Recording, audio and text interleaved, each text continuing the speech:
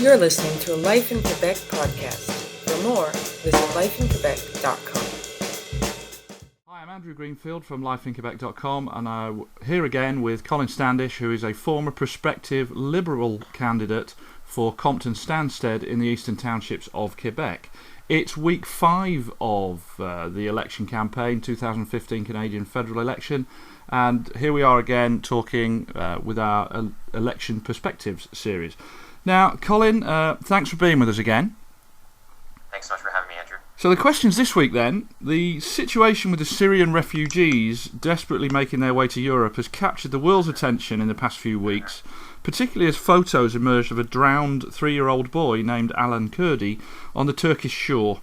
An overhaul of refugee rules carried out by the Conservative government in 2012 has reportedly made it very difficult for Syrians to apply for refugee status. The Kurdi family, for instance, had applied for private sponsorship to Canada and had been rejected some time ago. This is obviously before they drowned. First question then, Colin. The Conservatives have insisted that Canada is already doing enough to accept Syrian refugees and that the solution is to end violence in Syria rather than accept more refugees in Canada. Currently, about 2,500 Syrian refugees have been admitted to Canada, and the Conservative government has no plans to change the admissions process, which should result in some 10,000 refugees admitted or being admitted to Canada in the next 3 or 4 years. Will Canadians feel this is enough?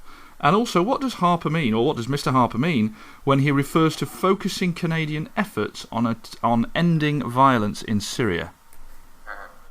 Thanks so much, Andrew. That's a really great question as well. You put it really in context and perspective for the viewers today.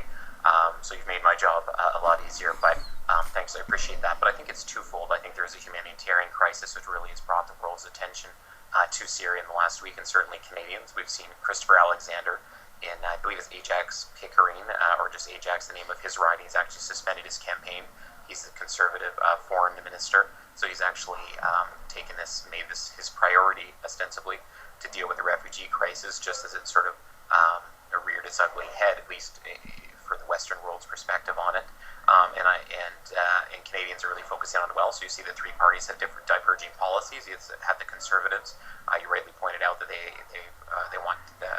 targeted 10,000 Syrian refugees. They have just over 2,000 right now that have come to Canada. And then you have I believe the federal NDP says 45,000. I believe the Liberals say 25,000, if I may stand corrected. And so they're all looking to sort of to make sure that the not the floodgates rather, but to make sure that that Syrian refugees are welcomed here in Canada. And as well, Mr. Trudeau has tried to reach out apparently to Mr. Mulcair and to Mr. Harper to actually have a conference and maybe see if there's any sort of legislative or administration solution to this. So that seems like a very mature thing to do. Apparently there's been no response, so that was in the CBC today. Secondly, so we have where the parties are standing, what's going on. You framed it very well. Secondly, what is the practical solution here?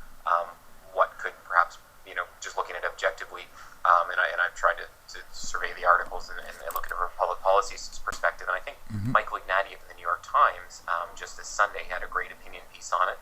He's a world-renowned thinker, and of course he's a former leader of the Liberal Party, and though he did get a shellacking electorally here in Canada, he actually had a very well-thought-out article, and he sort of compared certainly Canadian interventions with Hungary and also regarding the Vietnamese boat people, that these were refugees in similar crises, though obviously every civil dispute has its own paradigm and prism of understanding it. But he said the Canadian government was much more activist. We actually sent ambassadors and diplomatic staff there to encourage people to come to Canada, and of course Hungarian Canadians, Vietnamese Canadians who came during that time, and then after it creates sort of a chain migration effect, or of course very important contributors to Canadian society. So he said, we need to look back into our past, and as well that that we become involved in the Syrian crisis militarily, that we have a moral obligation to do so from our history, but also from what we've done in our foreign policy today. So I'd recommend everyone look at Michael Ignatieff's article. And the third thing is militarily, that obviously Canada is involved in the war against ISIL and in Iraq and as well in Syria. So that we have extra obligations there, and it hasn't really been that big an aspect of the campaign that we really are sort of in a quagmire. There's a great article in in Maclean's last week just about the context of Syria was sort of shape-shifting, enemies and alliances, and so I think it's maybe it'll pull Canadians more into our foreign policy, because I think our intervention in Syria is something that Canadians should be questioning right now. So one, what are the parties offering? We have three different perspectives on that. One, I think the real public policy solution is well articulated by Michael Ignatieff. And thirdly, as well, it might refocus Canadian on defence issues and foreign policy. Well, it's certainly got people talking about it. In the last week or so, the images that have appeared on TV, I think it's woken up everybody's conscience. Moving on then, the NDP have come out offering to work with the Conservatives. I know you mentioned that a couple of moments ago. Offering to work with the Conservatives to increase the number of refugees to 10,000 a year, even if that means working during the election campaign. Realistically, is that feasible?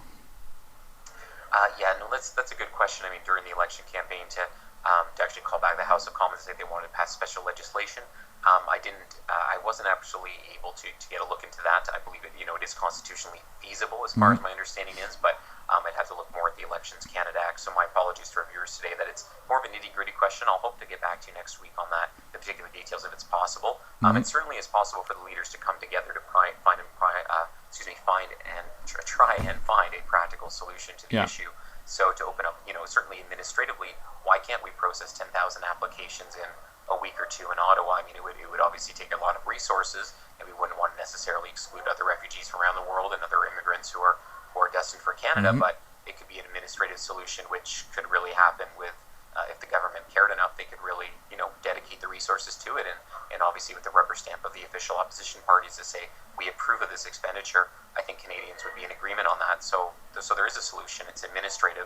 So to get Immigration Canada to get our foreign service on it, that could happen within a matter of days or weeks if the resources and the political will were there. So hopefully the pressure is significant on the government to do something. Okay, well, we'll see what happens there. Now the Liberals have come out after the NDP, and they've been a little bit more combative, shall we say, upping the ante and promising that a Liberal government would admit 25,000 refugees within a year. That seems less open to cross-partisan activities. Liberal leader Justin Trudeau, he's been very critical of Conservative Immigration Minister Chris Alexander, who, as you mentioned a couple of moments ago, suspended his re-election campaign in order to deal with the crisis, accusing Alexander of only growing a conscience when public opinion pressured him to do it. How do you think Canadians are going to react to this approach?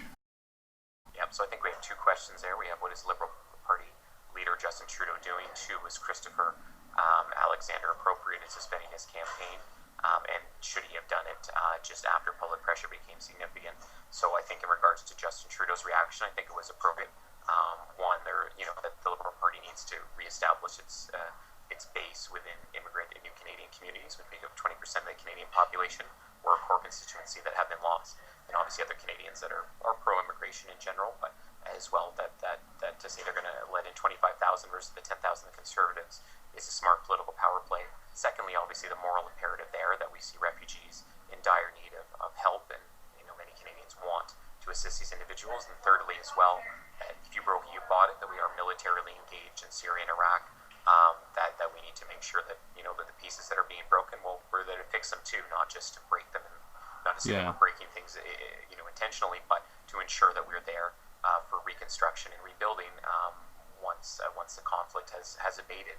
And then secondly, I think it'll be up to Canadians to see whether it was self-serving on the part of Mr. Alexander to only suspend his campaign once it became such a large issue, that maybe he should have done so beforehand, or at least balance, to suspend his campaign entirely might not be necessary, to obviously balance the needs of his ministry with the re-election, could be appropriate. It's just grandstanding once they realized they were backed into a corner.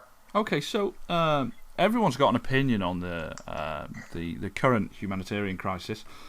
Since these, looking at it in the media, these are truly desperate people who do need help, and no politics should really belittle that and get in the way of that. That being said, how should we as Canadians react to this humanitarian crisis during an election period, and how should we expect our leaders to react during an election period?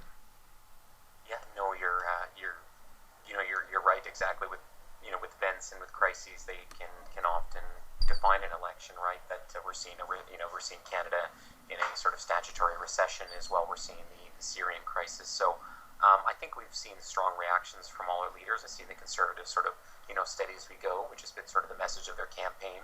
We've seen Justin Trudeau react to sort of, be in opposition to Mr. Trudeau. We've seen Mr. Mulcair do that as well. I think Mr. Mulcair and Mr. Trudeau, I believe you talked about Mr. Mulcair. I was not aware of that. I knew Mr. Trudeau had reached out to other leaders, but I think you've seen the two opposition leaders try to work in a more collaborative framework. So I think we've seen, I think we've seen the general framework of the election, that Mr. Harper is sort of, steady as we go, and we've seen the two opposition leaders offer collaborative propositions. So I think we've seen an appropriate reaction from at least the opposition parties.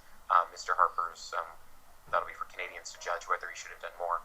Okay, so since we spoke a week ago, have you seen any new policies or statements that have come out by the parties?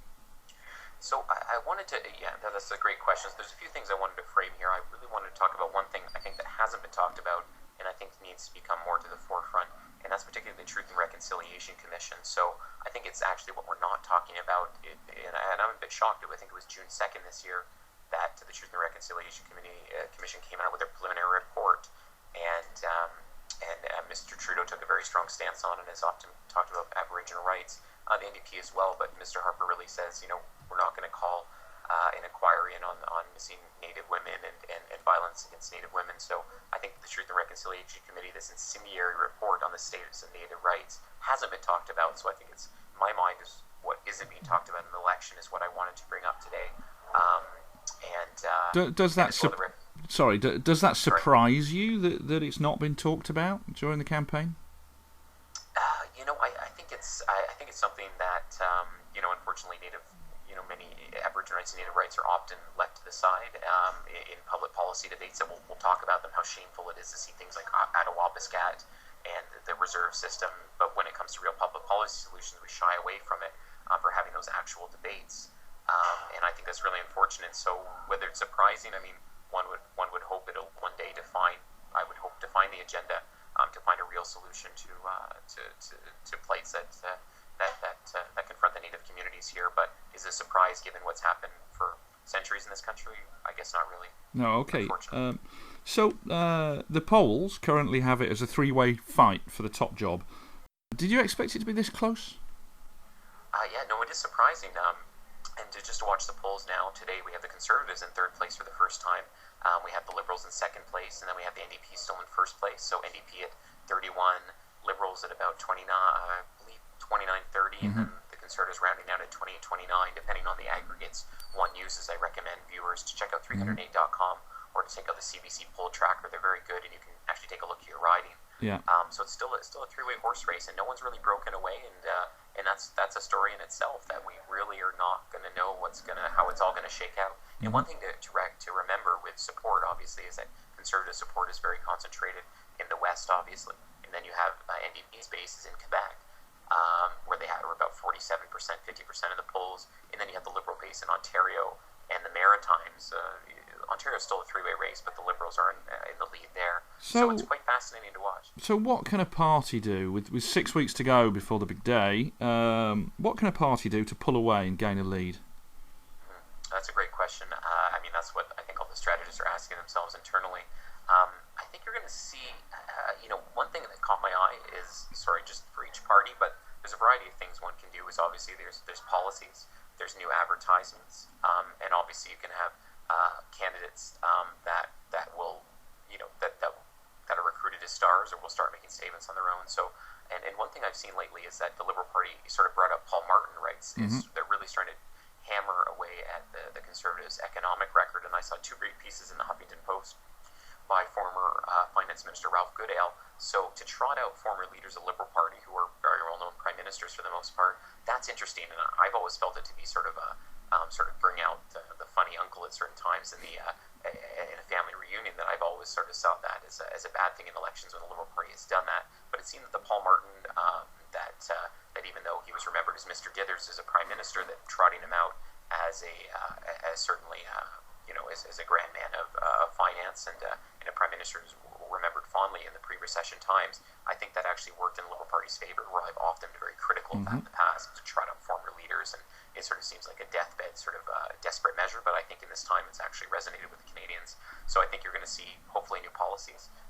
You're going to see new advertisements, so hopefully it just won't be attack ads. I really don't have much stomach for those. And then as well, candidates. We've seen, I think, 2 Conservative candidates turfed in the past week. There was one, this was sort of a novelty aspect of the campaign that we discussed sometimes, for a man urinating in a jar and flushing it down the sink. It didn't really make much sense from a couple years ago. And then there's another one where there was a very inappropriate video where I believe a Conservative candidate imitated a disabled man. So we're seeing those are flubs on behalf of the candidates, but those are going to start to come into play too, is that people are going to start scrutinizing individual candidates. So there's mudslinging about to start then, by the looks of things. So with the policies that are, or statements that are coming out from the top, from the leaders, with such a long campaign, what can the individual candidates do now, with 6 weeks to go, to keep the voters engaged? Yeah, so that's going to be really interesting. Is that like I've talked before about earlier in the campaign, that I said this is the data management campaign. So really, I've gone door to door with the Liberal list, so having iPads with GPS and with Google Maps, etc., which are common on cell phones. But you're going to see them like targeting the electorate. They really want to know on election day, where do they stand and where can they target their votes? How can they get them to the polls? Because turnout matters intimately in this. I think in this kind of election where we often see 40% of Canadians don't turn out to the polls. But I mean, if you can get an extra 5% of targeted voters, or even whether they meet the demographic slices, some parties are going to look for people 65 plus, are looking to recruit women, looking to recruit visible minorities, etc., whatever your demographic slice may be. Even targeting them and trying to get them out without even talking about your party too much, they see that as increasing their share of the vote. So I think you're really going to see that data management come into play, and you're going to see them really trying to target specific slices of the electorate. And that's one of the criticisms of the election that I mentioned this before in one of our other pieces, that Bob Ray wrote an article just about the slicing and dicing of the electorate. We don't see grand ideas. We see little policies that appeal to 2% of the electorate. So, when if that 2% shows up at an 80% turnout rate, well, you start winning certain seats, right? So I think that's what we're going to see, and that's what candidates should be doing, in my opinion, or rather that's what I think they should do on a practical level, is really find their slices, bring them out to the polls, and try to keep them engaged for the next 6 weeks of the campaign. Well, we'll certainly see what happens there. Now, one thing that we tend to finish on when we can is some of the lighter moments that are happening during the campaign. Now, in the last few days, in the last week or so, 7 or 8 days, we've had the Harperman protest song, which basically a folk singer in Ottawa won a songwriting competition. This song was put on the internet a couple of months ago. It had about 20,000 views. All of a sudden, the guy gets suspended from his job. He happens to be a government scientist. He's been suspended. All of a sudden, he gets suspended. The internet wonders what all the fuss is about, and the song then gets 500,000 views in less than a week. So it's sort of it's a protest song against the Conservative government and Mr. Harper. Do you think it's fair that the songwriter has been suspended from work for basically writing a song in his spare time? That is something that's come to the fore, is the Harperman song, and it's and I believe Life in Quebec interviewed the actual man and band. Is that correct, Andrew? We didn't interview Mr. Turner because he's not doing media at the minute, but we interviewed a couple of people behind the song, and so we spoke to some people involved with it, but not the lead singer. Oh, great! I hope our viewers check it out as well. So that's really wonderful to see Life in Quebec there. But my perspective on it is twofold. So one, obviously, is freedom of speech, and two is a nonpartisan bureaucracy. So we really have those two things at play, right? Obviously, the freedom of speech, democratic, to be involved in the democratic process, no matter who you are in the private or public sectors, and then as well, one's duty as a public servant to ensure that one is nonpartisan and one is being appropriate in your position. So I think in this case, I've looked a little bit into it, but it really comes the devil in the details of the union contracts, not only constitutional law. Obviously, we have freedom of speech in the Charter of Rights and Freedoms, the Canadian one that would apply in this case as a federal civil servant, but as well with the union and obviously the individual work contract.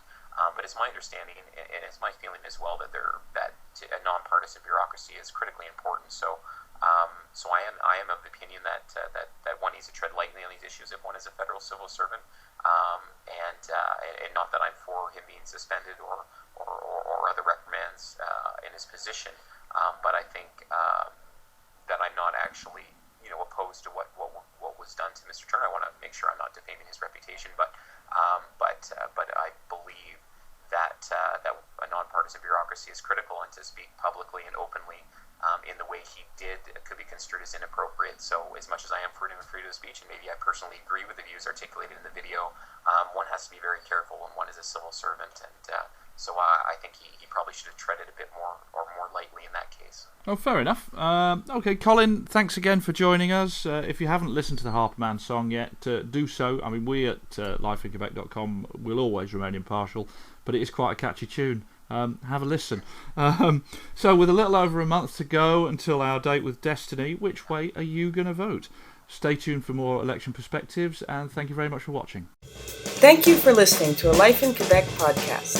For more news, editorials, and opinion, visit lifeinquebec.com.